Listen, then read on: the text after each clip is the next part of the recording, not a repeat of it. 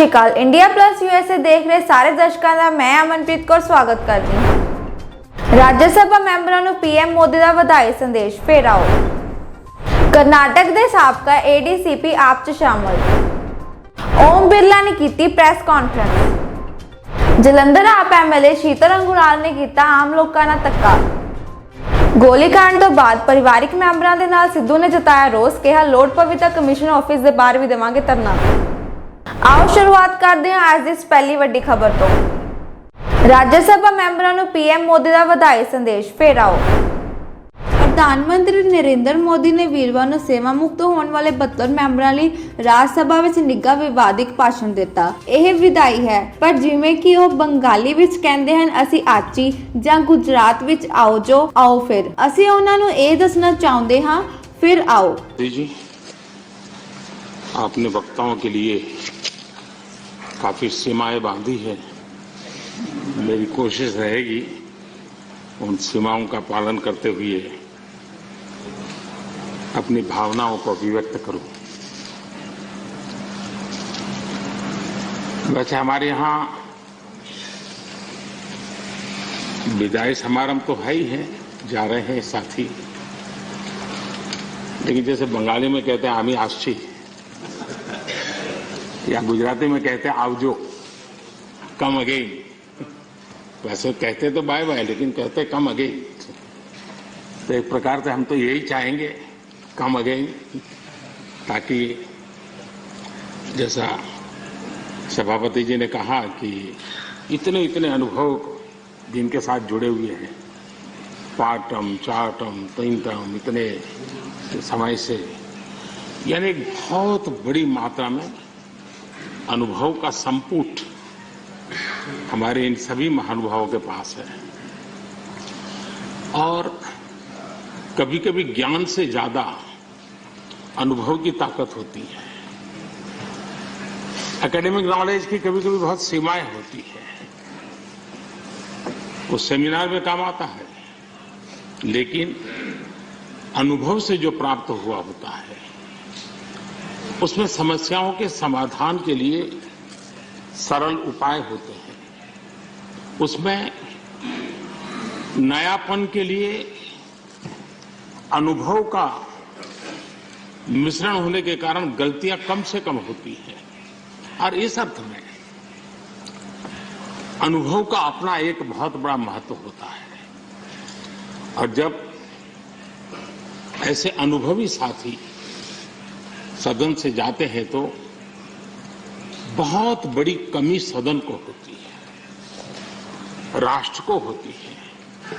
आने वाली पीढ़ियों के लिए जो निर्णय होने वाले हैं उसमें कुछ कमी रह जाती है।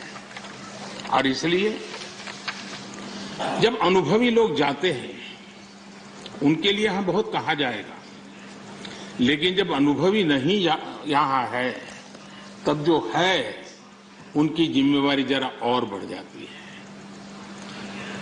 वो जो अनुभव की गाथा यहां छोड़ के गए हैं, जो बाकी यहां रहने वाले हैं, उनको उसको आगे बढ़ाना होता है। और जब वो आगे बढ़ाते हैं तो सदन की ताकत को कभी कमी महसूस नहीं होती है। और मुझे विश्वास है कि आप जो साथी आज विदाई लेने वाले हैं उनसे हम जो सभी सीखे हैं, आज हम भी संकल्प करें उसमें से जो भी उत्तम है, जो श्रेष्ठ है, उसको हम आगे बढ़ाने में इस सदन की पवित्र जगह का जरूर हम उपयोग करेंगे, और ताकि देश को समृद्धि में बहुत काम आएगा। एक लंबा समय हम इस 4 दीवारों के बीच में बिताते हैं। हिंदुस्तान के हर कोने की भावनाओं का यहां प्रतिबिंब, अभिव्यक्ति, वेदना, उमंग, सब कुछ यहां पर एक प्रवाह बहता रहता है। और उस प्रवाह को हम भी अनुभव करते रहते हैं। लेकिन कभी हमको लगता होगा कि मैंने इस सदन में बहुत कुछ कंट्रीब्यूट किया, बहुत सच्चाई है, लेकिन साथ साथ इस सदन ने भी हमारे जीवन में बहुत कुछ कंट्रीब्यूट किया। हम सदन को देकर के जाते हैं, उससे ज्यादा सदन से लेकर के जाते हैं, क्योंकि भारत की विविधताओं से भरी हुई सामाजिक व्यवस्थाओं से, अनेक प्रकार के उतार चढ़ाव वाली व्यवस्थाओं से निकली हुई चीजें, उसको हम प्रतिदिन अनुभव करते हैं सदन में। और इसलिए मैं आज यही कहूंगा कि भले हम इन चार दीवारों से निकल रहे हैं, लेकिन इस अनुभव को राष्ट्र के सर्वोत्तम हित के लिए चारों दिशाओं में ले जाएं, चारों दीवारों में पाया हुआ चारों दिशाओं में ले जाएं, ये हम सबका संकल्प रहे और हमारी ये भी कोशिश रहे कि सदन में अपने कालखंड में जो महत्वपूर्ण चीजें हमने कंट्रीब्यूट की हैं, जिसने देश को शेप दिया, देश की दिशा को मोड़ा है, मैं चाहूंगा उन स्मृतियों को आप कहीं न कहीं शब्दबद्ध करें, कहीं न कहीं लिखें, ताकि कभी न कभी वो आने वाली पीढ़ियों को रेफरेंस के रूप में काम आएगी। कहीं पर भी हम बैठे हो, यहां हो या वहां हो, लेकिन हर एक ने अपने तरीके से कुछ न कुछ ऐसा कंट्रीब्यूशन किया होगा जिसने देश को दिशा देने में बहुत बड़ी भूमिका अदा की। इसको अगर हम संग्रहित करेंगे, मैं समझता हूं कि ऐसा मूल्यवान खजाना हमारे पास काम आएगा जो आने वाले लोगों के लिए काम आ सकता है, यानी एक इंस्टीट्यूशनलाइज व्यवस्था के तहत उसका उपयोग हो सकता है। उसी प्रकार से मैं ये भी चाहूंगा, ये आजादी का अमृत महोत्सव है, आजादी के 75 साल हुए हैं।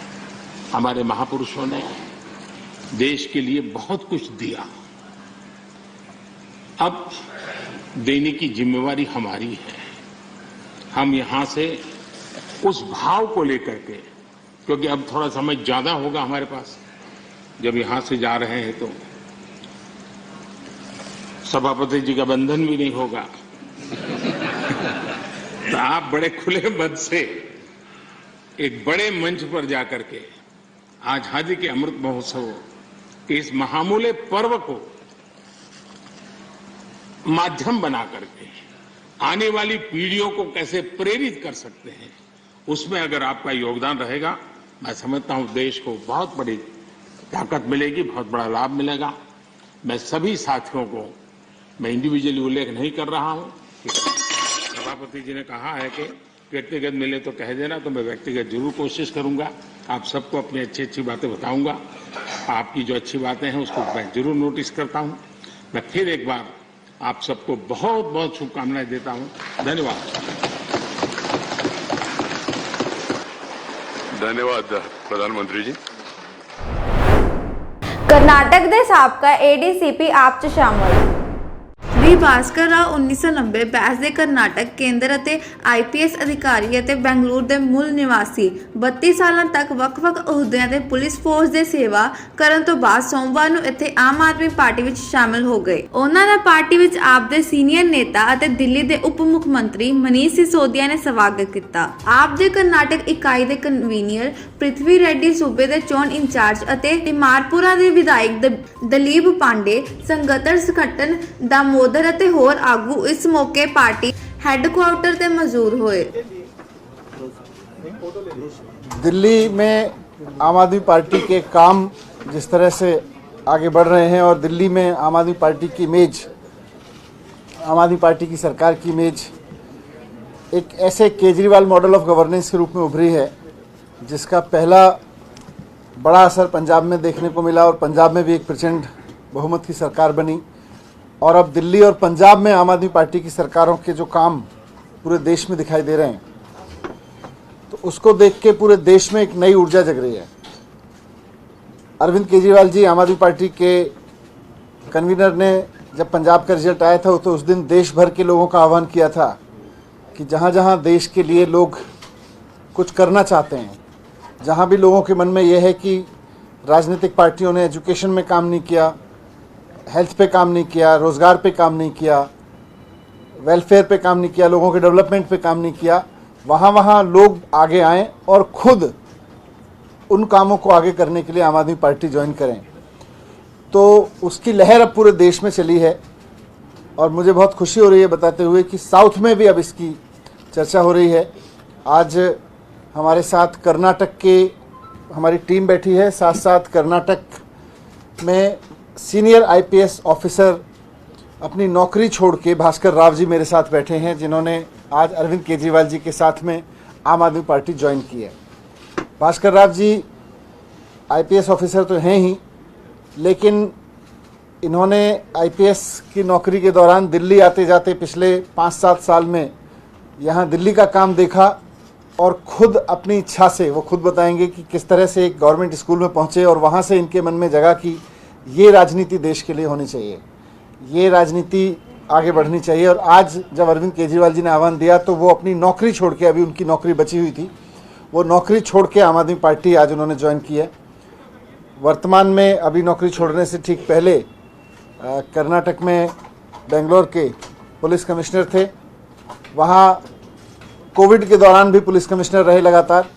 और जब कोविड के दौरान सरकारें फेल हुई, पार्टियां फेल हुई, जो काम नेताओं को और चुने हुए नेताओं को और सरकार को करना था as a whole, health system से लेके, जब कुछ नहीं हुआ तो इन्होंने इंडिविजुअली उस सोशल वेलफेयर की कमान संभाली पुलिस के साथ साथ, और पूरा पुलिस को भी यूज़ करते हुए, लेकिन अपने दम पर वो सारे काम लोगों की मदद के लिए किए जो सरकारों से लोग अपेक्षा कर रहे थे। वो चाहे ऑक्सीजन की कमी हो या दवाइयों की ज़रूरत हो या खाने की ज़रूरत हो, हर तरह की ज़रूरत के काम पूरे किए।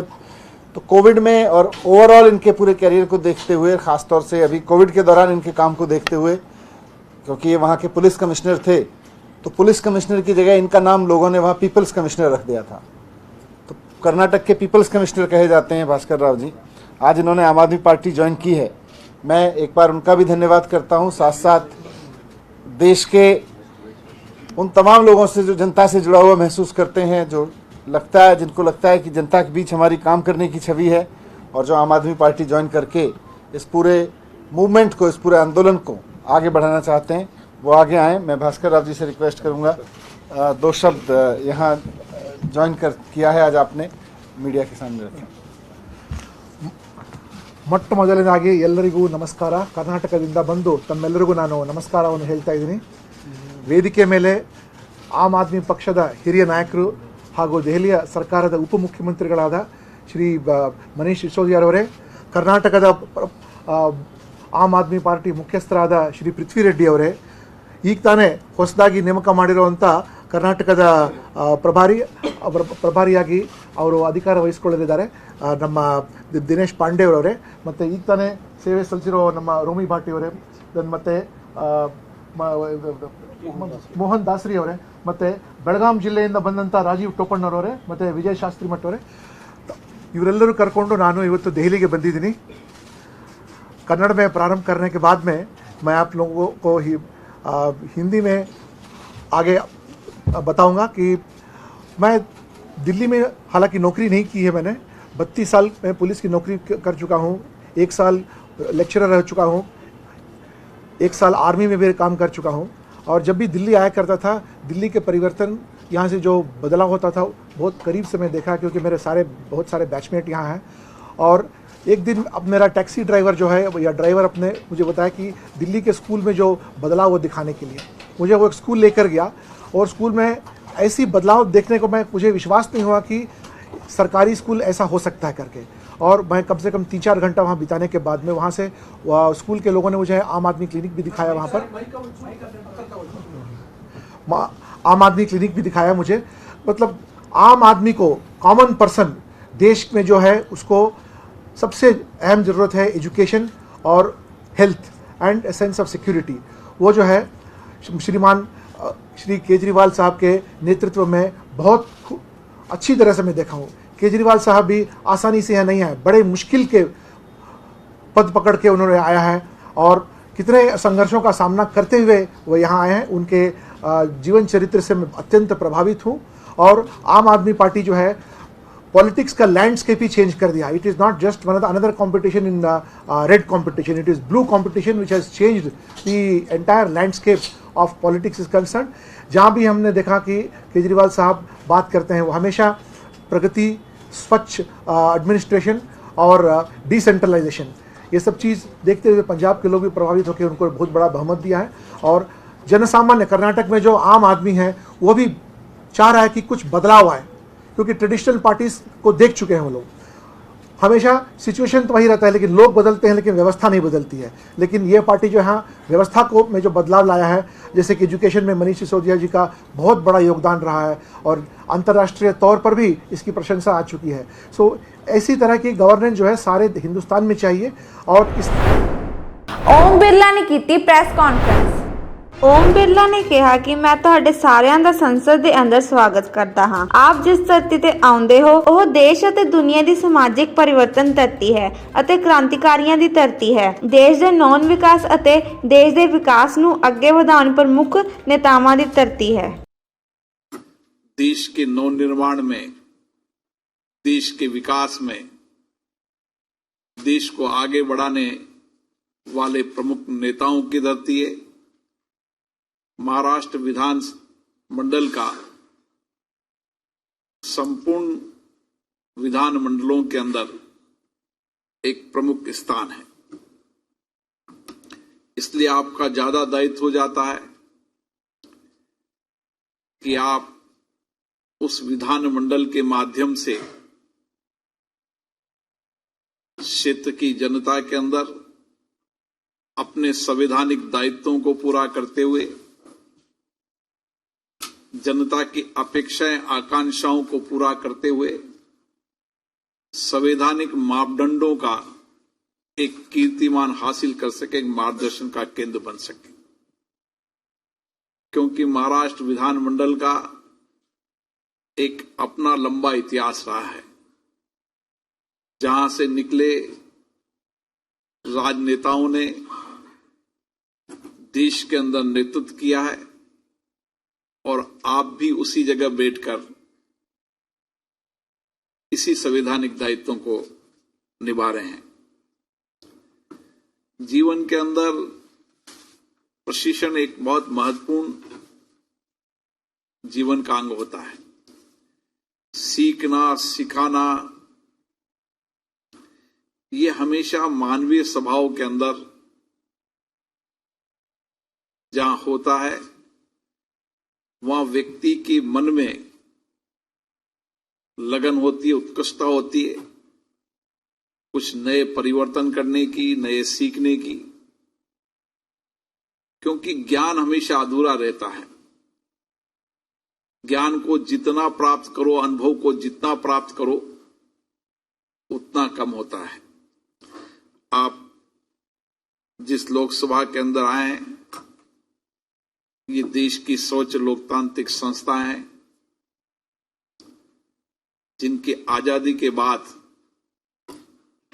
इस 75 साल की लोकतंत्र की यात्रा में सभी नेताओं का बड़ा योगदान रहा है।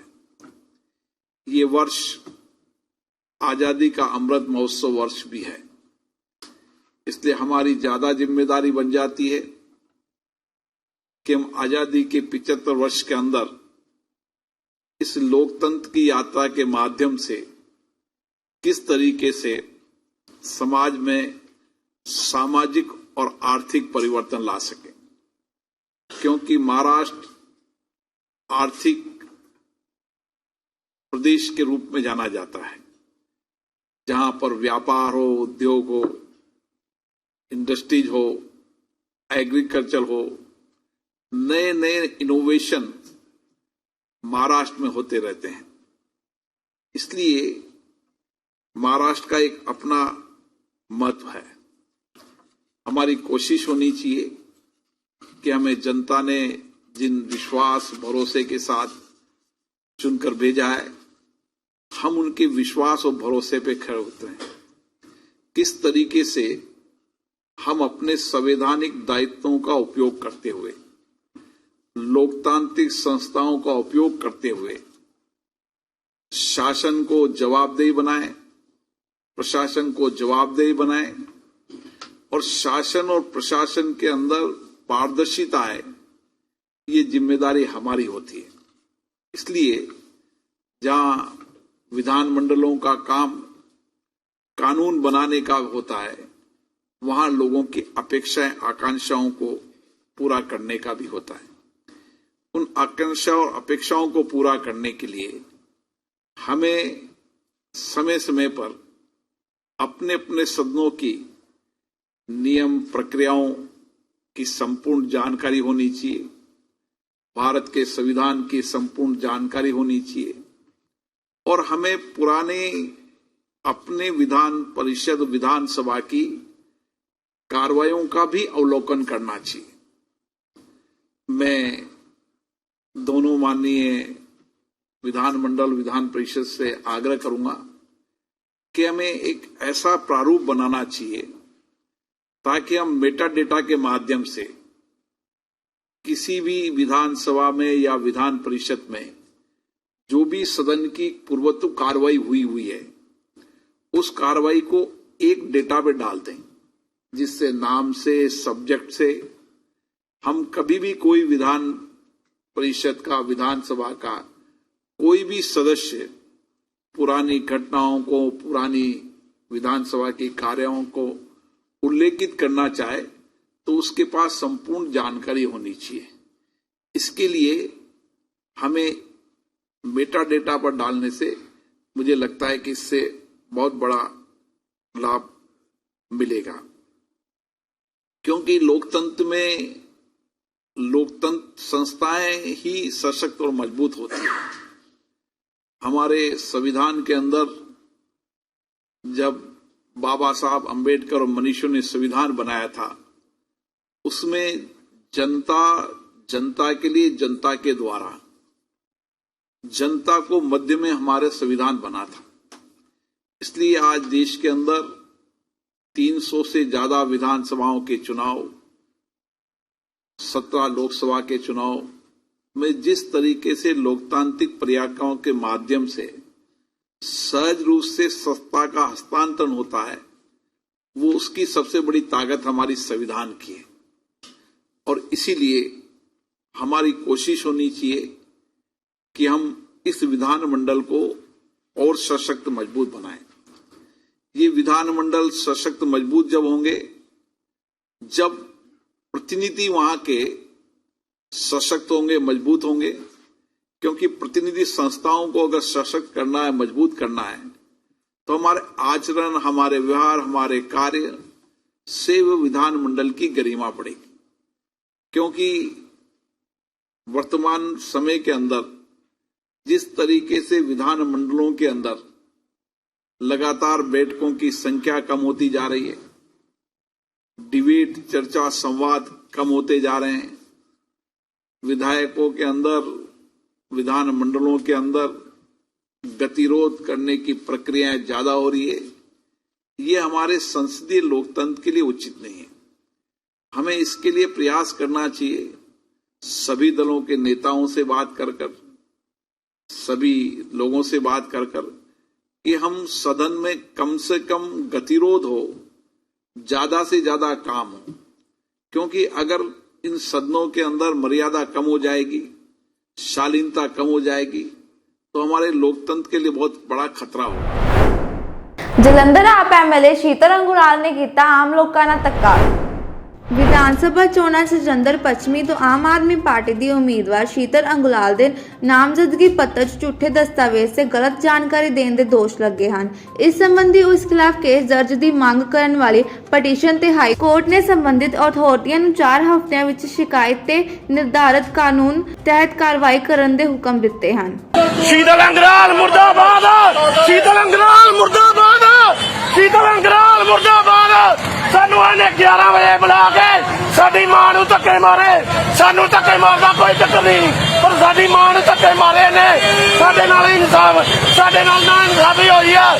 ਸ਼ੀਤਲ ਅੰਗਰਾਲ ਮੁਰਦਾਬਾਦ, ਸ਼ੀਤਲ ਅੰਗਰਾਲ ਮੁਰਦਾਬਾਦ, ਸ਼ੀਤਲ ਅੰਗਰਾਲ ਮੁਰਦਾਬਾਦ, ਆਮ ਆਦਮੀ ਪਾਰਟੀ ਮੁਰਦਾਬਾਦ।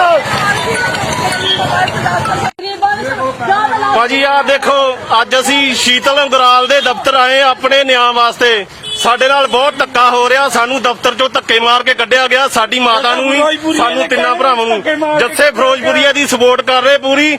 ਹਾਲਾਂਕਿ ਆਮ ਆਦਮੀ ਪਾਰਟੀ ਕਹਿ ਰਹੀ ਹੈ ਕਿ ਅਸੀਂ ਇਨਸਾਫ ਪਾਰਟੀ ਹੈ। ਸਾਡਾ ਕਾਹਦਾ ਇਨਸਾਫ ਹੈ? ਅਸੀਂ ਆਪਣਾ ਦੁੱਖੜਾ ਸੁਣਾਉਣ ਆਏ ਇੱਥੇ, ਪਰ ਸਾਨੂੰ ਇਹਨੇ ਧੱਕੇ ਮਾਰ ਕੇ ਕੱਢਿਆ। ਸਾਨੂੰ ਉਲਟਾ ਧਮਕੀਆਂ ਦੇ ਰਹੇ ਕਿ ਤੁਹਾਨੂੰ ਅਸੀਂ ਛੱਡਣਾ ਨਹੀਂਗਾ। ਇਹ ਦਫ਼ਤਰ 'ਚ ਸਾਨੂੰ ਧਮਕੀਆਂ ਮਿਲੀਆਂ। ਇਹ ਕਾਹਦੀ ਲੋਕ ਇਨਸਾਫ ਪਾਰਟੀ ਹੈ ਜੀ? ਕਾਹਦਾ ਸਾਡੇ ਨਾਲ ਇਨਸਾਫ ਹੈ? ਇਹ ਸਾਡੇ ਨਾਲ ਇਨਸਾਫ ਨਹੀਂ, ਸਾਡੇ ਨਾਲ ਧੱਕਾ ਹੋ ਰਿਹਾ ਸਰ। ਇਹ ਮਾਨ ਸਾਹਿਬ ਜੀ ਤੁਹਾਡੇ ਮੂੰਹ ਨੂੰ ਵੋਟ ਪਾਈ ਸੀ, ਪਰ ਤੁਹਾਡੇ ਕੈਂਡੀਡੇਟ ਇਦਾਂ ਦੇ ਨਿਕਲ ਗਏ। ਸਾਨੂੰ ਨਹੀਂ ਸੀ ਪਤਾ। ਅਸੀਂ ਬਹੁਤ ਵੱਡੀ ਗਲਤੀ ਕੀਤੀ ਹੈ। ਤੁਹਾਨੂੰ ਆਮ ਆਦਮੀ ਪਾਰਟੀ ਨੂੰ ਸਪੋਰਟ ਕਰਕੇ ਬਹੁਤ ਵੱਡੀ ਗਲਤੀ ਕੀਤੀ ਹੈ ਜੀ। ਇਹ ਹੁਣ ਪੂਰੇ ਸੋਸ਼ਲ ਮੀਡੀਆ ਤੇ ਤੁਹਾਡੀ ਵੀਡੀਓ ਵਾਇਰਲ ਹੋਏਗੀ, ਹਰ ਇੱਕ ਗਰੁੱਪ 'ਚ ਵਾਇਰਲ ਹੋਏਗੀ। ਇਹਨਾਂ ਧੱਕਾ ਕੀਤਾ ਜੀ ਸਾਡੇ ਨਾਲ। ਆਮ ਆਦਮੀ ਪਾਰਟੀ ਮੁਰਦਾਬਾਦ, ਆਮ ਆਦਮੀ ਪਾਰਟੀ ਮੁਰਦਾਬਾਦ, ਸ਼ੀਤਲ ਅੰਗਰਾਲ ਮੁਰਦਾਬਾਦ, ਸ਼ੀਤਲ ਅੰਗਰਾਲ ਮੁਰਦਾਬਾਦ। ਗੋਲੀकांड ਤੋਂ ਬਾਅਦ ਪਰਿਵਾਰਿਕ ਮੈਂਬਰਾਂ ਦੇ ਨਾਲ ਸਿੱਧੂ ਨੇ ਜਤਾਇਆ ਰੋਸ। ਕਿਹਾ ਲੋੜ ਪਵੇ ਤਾਂ ਕਮਿਸ਼ਨ ਆਫਿਸ ਦੇ ਬਾਹਰ ਵੀ ਦੇਵਾਂਗੇ ਧਰਨਾ। ਪੰਜਾਬ ਕਾਂਗਰਸ ਦੇ ਸਾਬਕਾ ਪ੍ਰਧਾਨ ਨਵਜੋਤ ਸਿੰਘ ਸਿੱਧੂ ਨੇ ਸੋਮਵਾਰ ਨੂੰ ਸੂਬੇ ਦੀ ਕਾਨੂੰਨ ਵਿਵਸਥਾ ਨੂੰ ਲੈ ਕੇ ਆਮ ਆਦਮੀ ਪਾਰਟੀ ਦੀ ਸਰਕਾਰ ਤੇ ਵਰਦਿਆਂ ਕਿਹਾ ਕਿ ਇਹ ਜੰਗਲ ਰਾਜ ਹੈ। ਉਹਨਾਂ ਕਿਹਾ ਕਿ ਸੂਬੇ ਵਿੱਚ ਅਮਨ ਕਾਨੂੰਨ ਅਤੇ ਅਮਨ ਸ਼ਾਂਤੀ ਤੋਂ ਇਲਾਵਾ ਹੋਰ ਕੋਈ ਤਰਜੀਹ ਨਹੀਂ ਹੋਣੀ ਚਾਹੀਦੀ। ਜਾਨ ਮਾਲ ਦੀ ਗੱਲ ਹੈ, ਜਾਨ ਦੀ ਕੋਈ ਜਾਨ ਦਾ ਮੁੱਲ ਹੁੰਦਾ ਕੋਈ? ਸਾਨੂੰ ਲੈਣ ਦੇਣ ਦੀ ਕੋਈ ਭੁੱਖ ਨਹੀਂ, ਸਾਨੂੰ ਤੁਹਾਡੇ ਪਿਆਰ ਦੀ ਭੁੱਖ ਹੈ। ਮਨੀਸ਼ ਭਾਵ ਦੱਸਿਆ ਗਿਆ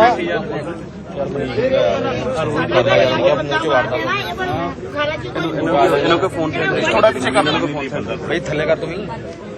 ਦੇਖੋ ਜੀ ਰਜਿੰਦਰ ਥੋੜਾ ਜਿਹਾ ਕੈਮਰਾ ਪਿੱਛੇ ਕਰੀਏ।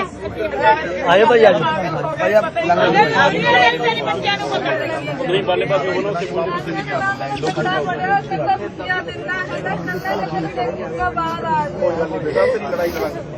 ਵਾਪਸ ਤੇ ਨਹੀਂ ਲਿਆ ਸਕਦੇ। ਲੋਕੋ ਨਾਲ ਆ ਰਿਹਾ ਤੇਰਾ ਸਵੇਰਾ ਦਾ। ਜਦ ਦਾ ਮੈਂ ਹੋਸ਼ ਸੰਭਾਲਿਆ, ਮੈਂ ਪੰਜਾਬ ਦੇ ਵਿੱਚ ਐਸੀ ਅਰਾਜਕਤਾ, ਐਸੀ ਗੁੰਡਾਗਰਦੀ ਦੀ ਚਰਮ ਸੀਮਾ, ਕਾਨੂੰਨ ਦਾ ਕਿਸੇ ਨੂੰ ਕੋਈ ਭੈ ਹੀ ਨਹੀਂ ਹੈ। ਜੰਗਲ ਰਾਜ। ਮੈਂ ਕੱਲ ਅਜੇ ਕਸੂਆਂ ਜਾ ਕੇ ਆਇਆ ਸੀ, ਜਿੱਥੇ ਇੱਟਾਂ ਨਾਲ ਸਾਡਾ ਵਰਕਰ ਮਾਰਿਆ। ਇੱਟਾਂ ਨਾਲ ਸਾਡਾ ਵਰਕਰ ਮਾਰਿਆ। ਉਸ ਤੋਂ ਬਾਅਦ ਮੋਗਾ, ਅਗਲੇ ਦਿਨ ਹੀ ਮੋਗੇ ਮਰ ਗਿਆ। ਫਿਰ ਫਿਰੋਜ਼ਪੁਰ 20-25 ਬੰਦਿਆਂ ਨੇ ਫਾਇਰਿੰਗ ਕਰਕੇ ਬੰਦਾ ਮਾਰਿਆ। ਅਜੇ ਮੈਂ ਉਸ ਸ਼ੌਪ ਚੋਂ ਨਿਕਲਿਆ ਨਹੀਂ ਸੀਗਾ। ਰਾਤ ਇੱਥੇ ਲੁਧਿਆਣੇ ਬੰਦਾ, ਔਰ ਅੱਜ 4 ਬੰਦੇ ਗੁਰਦਾਸਪੁਰ। ਮਤਲਬ ਇਸ ਤੋਂ ਵੱਡਾ ਕੁਸ਼ਾਸਨ ਮੈਂ ਆਪਣੀ ਸਾਰੀ ਜ਼ਿੰਦਗੀ ਵਿੱਚ ਦੇਖਿਆ। ਸਭ ਤੋਂ ਪਹਿਲਾ ਮੂਲ ਅਧਿਕਾਰ ਕਿਸੇ ਵੀ ਬੰਦੇ ਦਾ ਅਮਨ ਅਮਾਨ ਔਰ ਉਹਦੇ ਜਾਨ ਮਾਲ ਦੀ ਰਾਖੀ ਹੈ। ਇਸ ਤੋਂ ਉੱਤੇ ਕੋਈ ਫੰਡਾਮੈਂਟਲ ਰਾਈਟ ਨਹੀਂ ਹੈ। ਔਰ ਘਰੇ ਆ ਕੇ ਦਿਨ ਦਿਹਾੜੇ ਗੋਲੀਆਂ ਮਾਰ ਕੇ ਗਏ। ਦਿਨ ਦਿਹਾੜੇ ਵੱਜ ਕੇ ਗਏ ਡਾਂਗਾਂ ਨਾਲ, ਰੋਡਾਂ ਪਈਆਂ ਹੋਈਆਂ ਨੇ 15 ਵਿੱਚ। ਸਮਝੋ, ਇਹ ਇਸ ਤਰ੍ਹਾਂ ਦੀ ਜਿਹੜੀ ਬਰਬਰਤਾ, ਅਰਾਜਕਤਾ ਔਰ ਕੁਸ਼ਾਸਨ, ਇਹ ਜ਼ਿਆਦਾ ਦੇਰ ਚੱਲਣੀ ਨਹੀਂ। ਸਮਝਦੇ ਹੋ ਮੇਰੀ ਗੱਲ? ਇਹ ਕਾਨੂੰਨ ਵਿਵਸਥਾ ਤੋਂ ਉੱਤੇ, ਲਾਅ ਐਂਡ ਆਰਡਰ ਤੋਂ ਉੱਤੇ ਕੋਈ ਪ੍ਰਾਇੋਰਟੀ ਨਹੀਂ ਹੋਣੀ ਚਾਹੀਦੀ। ਚਰਖੇ ਕੱਟੋ, ਪਰ ਇੱਥੇ ਲੋਕਾਂ ਦੀ ਜਾਨ ਦੀ ਹਿਫਾਜ਼ਤ ਹੋਣੀ ਚਾਹੀਦੀ ਹੈ। ਇਹ ਉਹਦੇ ਬਿਲਕੁਲ ਹੀ ਆਪੋਜ਼ਿਟ ਹੈ। ਔਰ ਮੈਂ ਅੱਜ ਤੁਹਾਨੂੰ ਕਹਿ ਰਿਹਾ, ਅਸੀਂ ਪੋਸਟਮਾਰਟਮ ਨਹੀਂ ਹੋਣ ਦੇਣਾ।